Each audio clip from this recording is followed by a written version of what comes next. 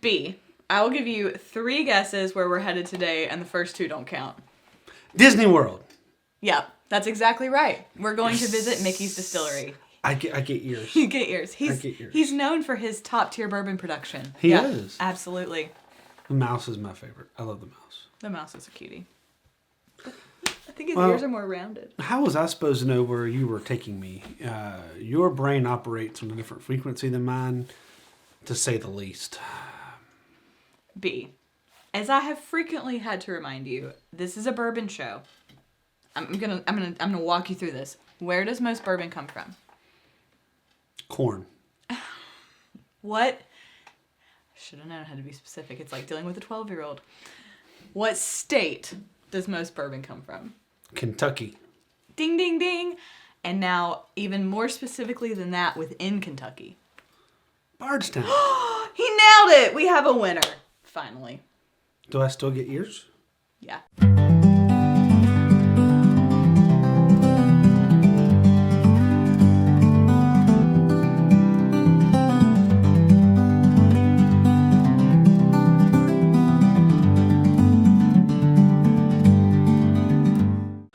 What's up, Heather? What's up, B? Well, welcome back, everyone, to another episode of Tortured Bourbon. Whether you're a first-time viewer or one of the brave souls who've stuck with us through multiple episodes, we're glad you're here because you're helping my mental health. And while you're here, don't forget to like, subscribe, and hit the notification bell so you never miss an episode. And if you haven't already, Heather would like you to know that we have social media. We do. It's important to her. Yep, It's like me. her baby. Only me. It's her thing. So if you'd like to find us on Facebook, Instagram, or X, the links are in the description below. You can also send us an email. You can send us a message. You can leave a comment. We actually love hearing from you. I love hearing from you. I love also when you tell me I misspell things in the episode. You are correct. I edit at odd times. I edit with children in the house. And I'm sorry. He edits without his glasses on sometimes. So I do apologize. But I enjoy the feedback. So really, I'm not calling you out. I'm actually acknowledging that that's really cool. Though she reads every single thing on Instagram, not just the stuff you send. I mean, she sends me pictures of those cute cows. I get cool mixed drinks. I get places we should go to eat. So she really, that's what she does. I think they pay her to do that at work. Anyways, so why don't you message her? B, why would you want me to take away your favorite part of the day? You love it when I send you screenshots of 50 billion things. You're right. It's like bedtime stories, just with more judgment. I'm never judging you. Not Never. you. Not Okay. at all. Never. Nope. Anyway, today we're heading back to Bardstown because you might remember we were just there recently, but this time we're with a much newer distillery. Yeah, last time we visited Barton, the oldest distillery in the state. And today we're talking all things Bardstown Bourbon Company. The BBC. The same one. Exact same one.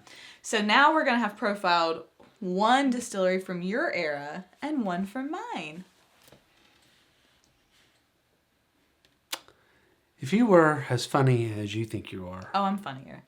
Debatable. Anyway, Bardstown Bourbon Company was founded in 2014. It's a baby. They started production in 2016.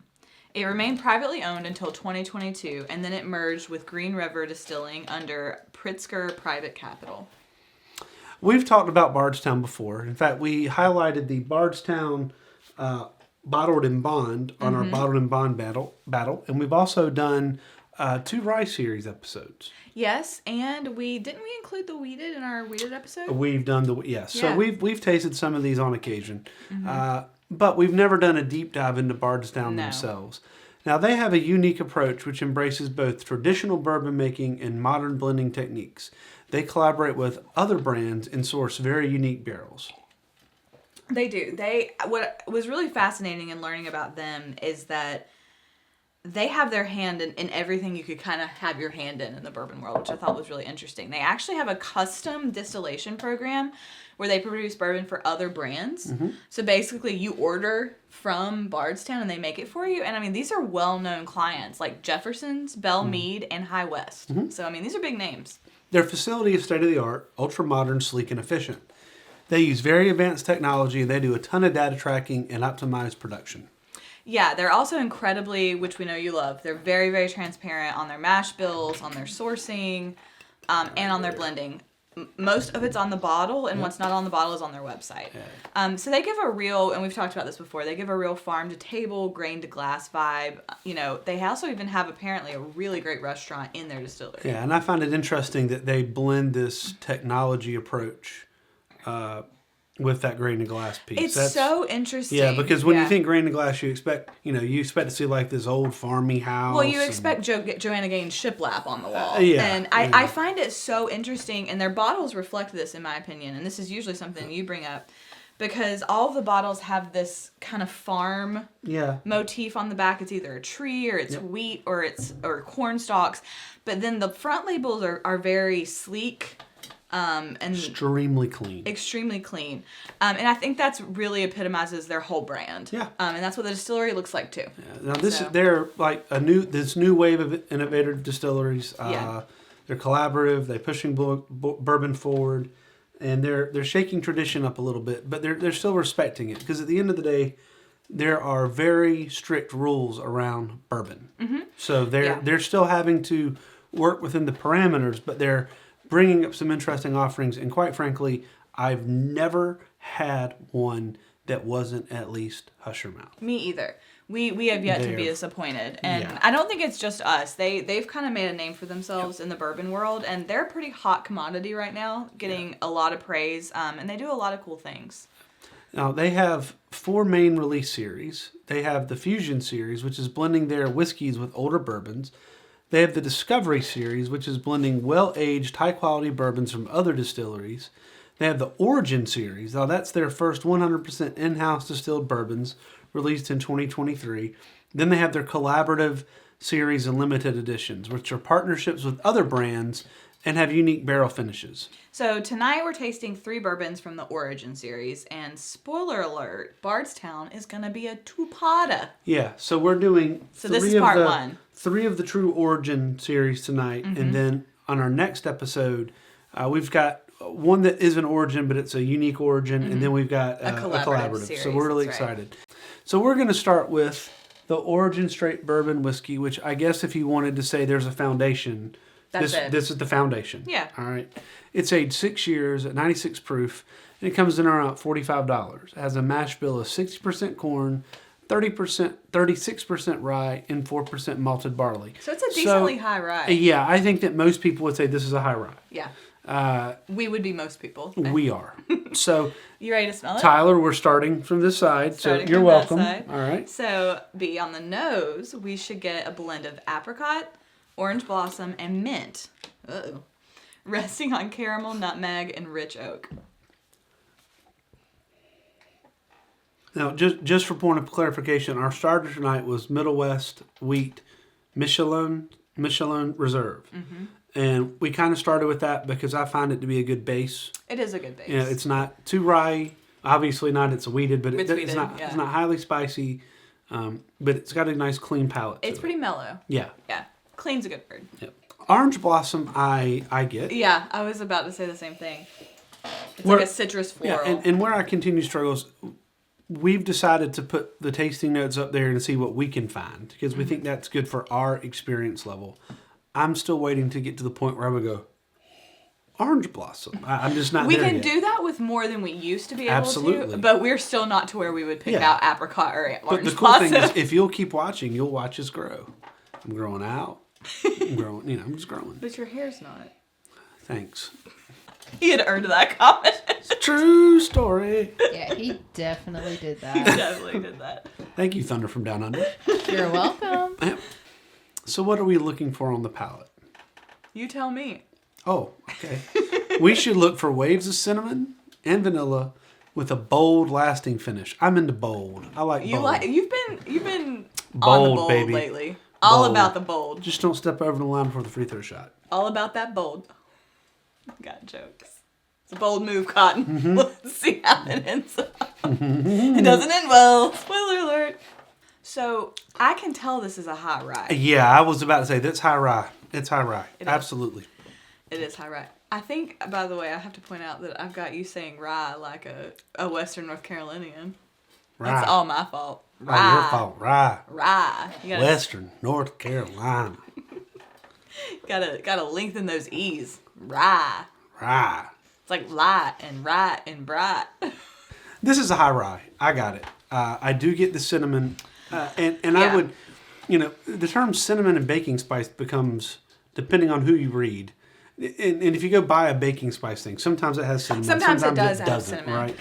right? The way I differentiate those two in my head is kind of cinnamon and then allspice. So when I just say plain baking spices, it's more of that allspice. And then when I think, I kind of can differentiate cinnamon and nutmeg. But the term's allspice. That means all spice. It doesn't necessarily have cinnamon in it.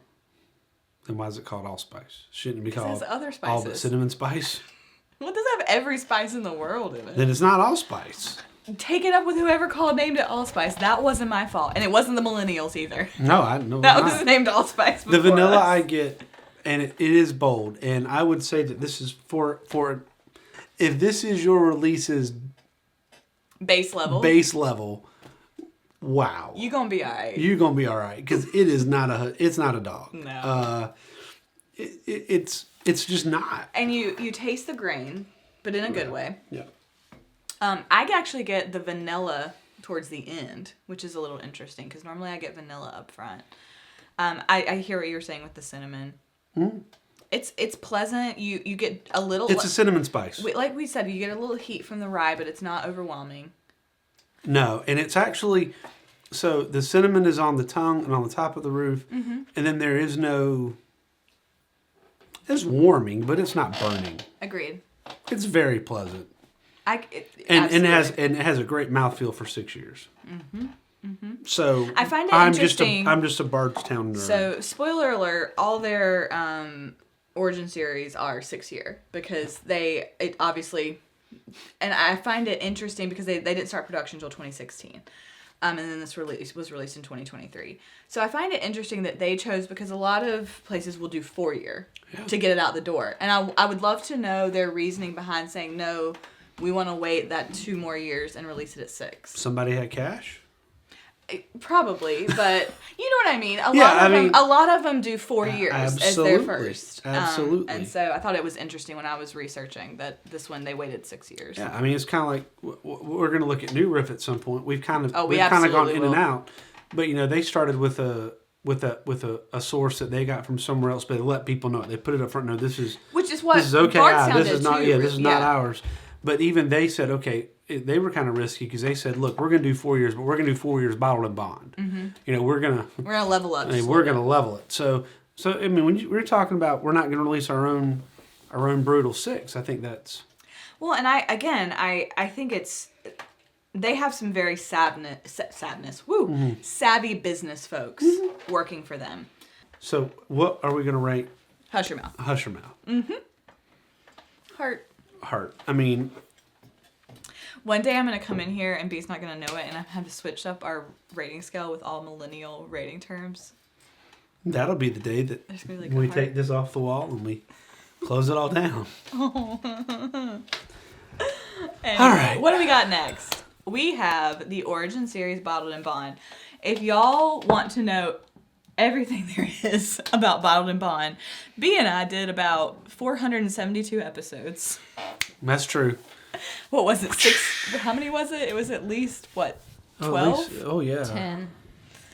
There were It was many. 10. Was it 10? Okay. It felt was like 10. 472. It did, but it was 10. So anyway, we went through all the Bottled and Bonds. So if you want to know more about that, check them out. So let's get back. Let's get back to bourbon. So many hours of bourbon drinking for you. So anyway, quick thing. If it's bottled and bond, it means it's aged at least 4 years and it comes in at 100 proof. This one's 6 years, obviously 100 proof. And there's some other stuff. Go look there up. is federally bonded warehouse. Yeah. All from one year to still. Yeah, all that jazz. So this one comes in at around $50. I distinctly remember us saying when we did this one in the bottle and bond that it was well worth that $50. So I'm interested to see if our opinion's still the same. The mash bill is 68% corn, 20% wheat, and 12% malted barley. So this is actually a wheated. And we had to now this is available in the stores in North Carolina on the ABC shelves. It was not available when we did this. No, we had to hunt it down. Yep. That's another thing that was interesting in thinking about this show. Even just and our show's not even a year old. And from the beginning of us starting the show to now, Bardstown has just filled the shelves in North Carolina. And before, you could maybe find one or two. Now, the nose should give us baked peaches with cream, That sounds delicious. along with some cocoa and hints of lemon. That sounds like something I'd like, and I don't like bourbon. Maybe. Well, that's the smell you would like. So I definitely get the hints of lemon. I kind of get a little cocoa. You get some cocoa? I'm trying to get the peaches and cream. I really want to get the peaches and I cream. know I do too, and I'm not getting it as much. Maybe. But it does have a little stone fruit to it. Okay, so hold. This is gonna sound really stupid, but kind of pull it a little bit and smell as you like pull it back. That maybe I get the hint of fruit. Oh, I get fruit. Yeah, Absolutely. a little bit of peach. So on the palate, Moving to the country, gonna eat a lot of peaches. I do love good peaches. So the palate. They come from a can. No, they don't. They were put there by man in a factory downtown. Anyway. If I had my little way, I'd eat peaches every day. Just soaking bulges in the shade. Are you done? Moving to the country, gonna eat me a lot of peaches. There we go. Great song. It's a good song. So the palate should have an indulgent, smooth mouthfeel with stone fruit and toffee, leading to an alluring and enduring finish. I prefer my finishes to be alluring and enduring. Yeah, that's delicious. The mouth feels fantastic. Unlike some distilleries who make, here's the difference. So like we talk about Sazerac with their basically 2, but really 3 mash bills, really, but 2 main. One being Stag, Taylor, Mash Buffalo bill number Trace, and a one's few others, a everything. ton. Yeah. And then we talk about how Wild Turkey, that's 1 mash bill for Wild Turkey, 101, Rare Breed, Kentucky Spirit. I mean, that's all 1 mash bill. But these guys ain't playing around with that 1 mash bill. This is a completely different concept. And that's than what how they to want to distill. be. Yeah. Yeah. So the fact that this tastes nothing like the other, Not not even close. Well, and I mean, they obviously replaced the rye with wheat, but this is wheated. So you're obviously removing that rye spice. But yeah, your point is well taken in that it's all in one series, but they're completely different. And I like picture these like bourbon mad scientists with and like they're just sitting there with clipboards like scribbling notes like, ooh, try this next time. Now, I get, they don't have it in the descriptor. It closes out to me with oak.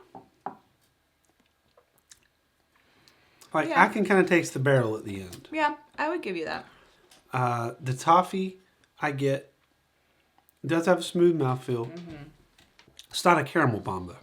No, that's why I said sugary sweet, not caramel. Yeah. Yeah, it's different. I agree with different. you. Mm-hmm. I think we should just be Bardstown homers. I mean, cheers. I mean, the title of this episode is Why We're in Love with Bardstown. I'm going to get point us of some fact, I Heart Bardstown shirts. Old Bardstown is a Willet label. Yeah, that is not the Bardstown- same. Bardstown is completely different. Yeah, it is very different. Other than the fact they make bourbon. The more I sip on that, the more grain I get on the back end. Yeah. That wheat has a certain... It's a grainy flavor. Yeah, has a grainy flavor. Yeah, I agree Which with is that. different than a granny flavor. Yeah, So it's a hush your mouth? it's very different than a granny flavor. So it's a hush your mouth. Yes, it is. It's a hush your mouth for me. What about you? So hush your mouth. Now, for the Origin Series Wheated Bourbon, and we've had this one before, and I have to tell you, of all the ones that we've just shown you in North Carolina, this one still seems to be the hardest to get, to the point that while it's not quote-unquote allocated, you do see people calling it out when it's available in the Facebook groups. So people really do like it. And we loved it, yeah, if I remember right. absolutely. Yeah.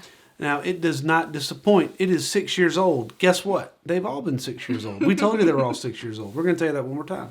So it's 106 proof, and it comes in around $50. The mash bill is 53% corn and 39% wheat and 8% malted barley. It should be sweet and smooth. Now, it's interesting that on the internets, people refer to it as the high wheat. They just call it the wheated bourbon whiskey. But everyone else calls it. And I think maybe they're doing that because the bottled and bond Yes. is wheated technically, Yeah. but it's a much lower wheat. But I'm just saying that there's a. You're right. It's the terminology. Yeah, you're exactly right.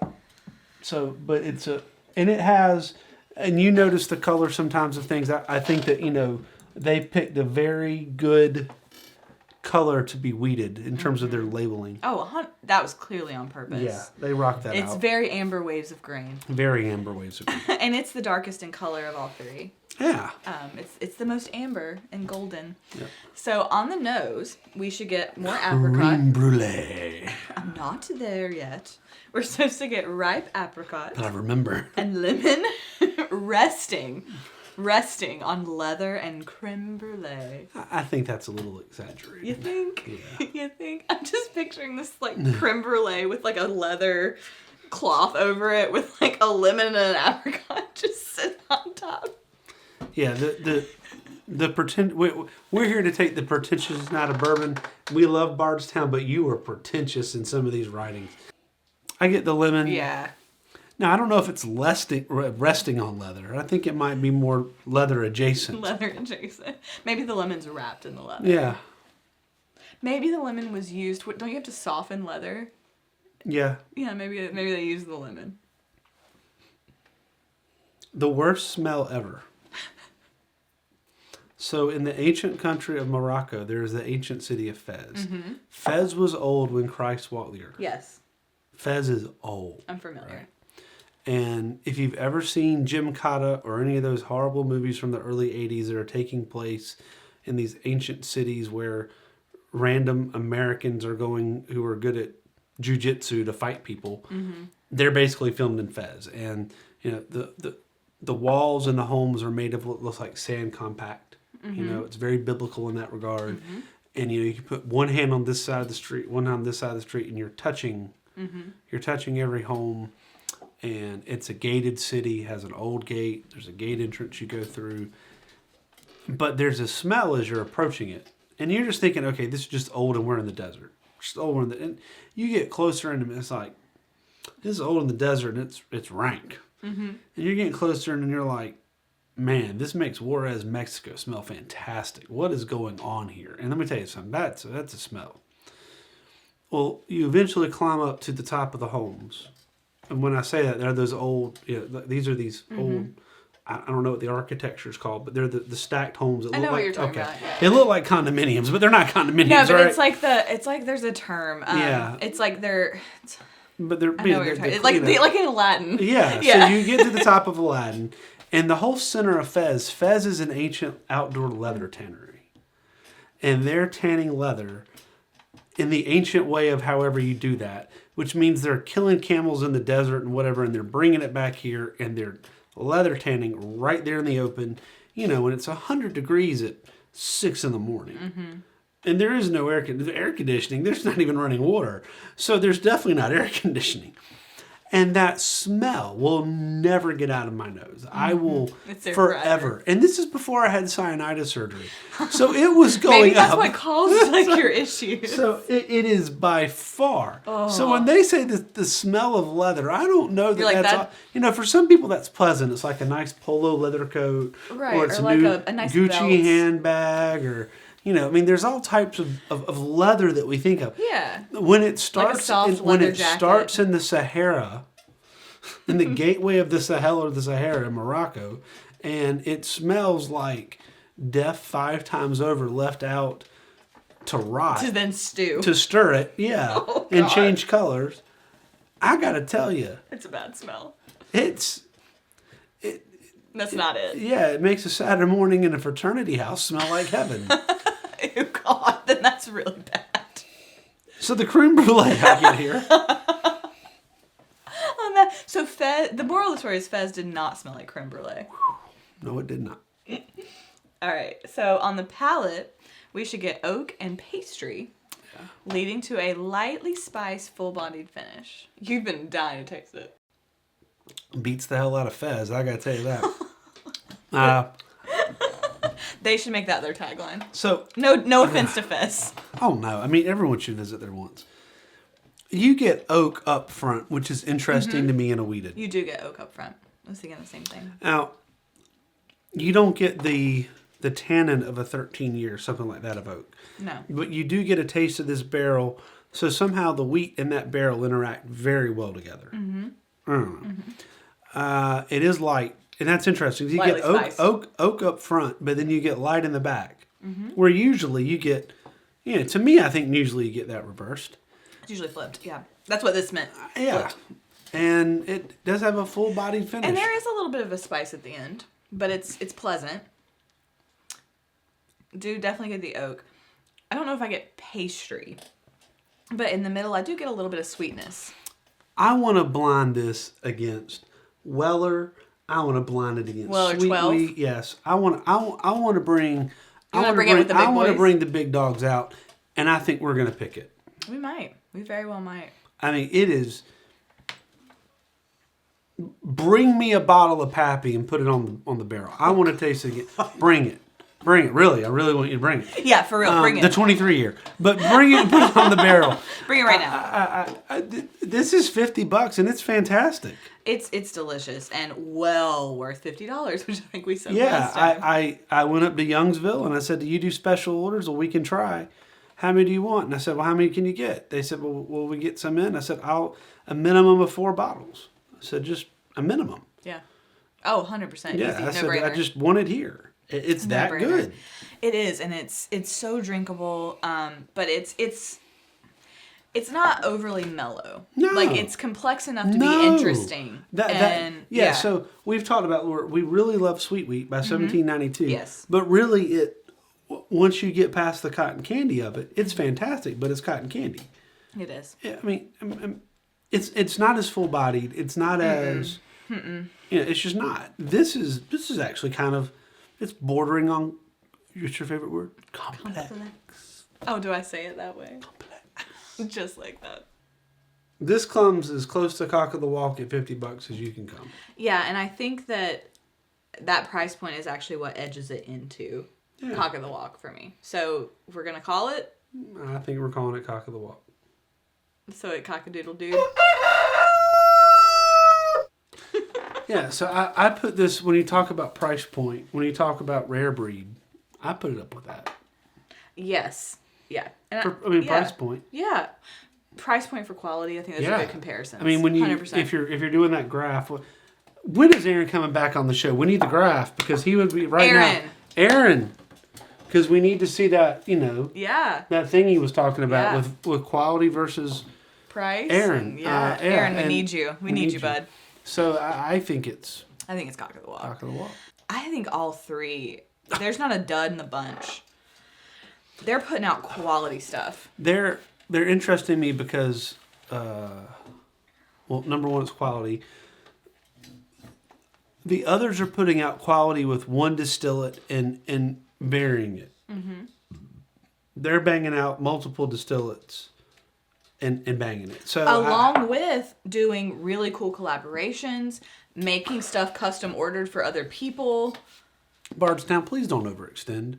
We'd like to be drinking your bourbon for a while. Stop now. That's enough. Don't pull a Party City or a Big Lots to declare bankruptcy, please. Overextend and declare bankruptcy. We're three. Whatever of the Bardstowns we've tasted have all been hits. I'm excited to try in part 2. We've at least tried 6. At least. But we haven't tried either of the ones that are coming up. Oh, no, we're very excited. Which I'm looking forward to. I'm very excited. So, until then. You let us know. Have you tried Bardstown? Have we had any misspellings in this episode? Did you like Bardstown? Did you like the episode? Did you not like the episode? Have you connected with my favorite millennial? That's me. That is. Might be the only millennial I like. I have to work hard at it every single day. But until part 2. I've got my high wheat and cheers, y'all. Cheers, y'all.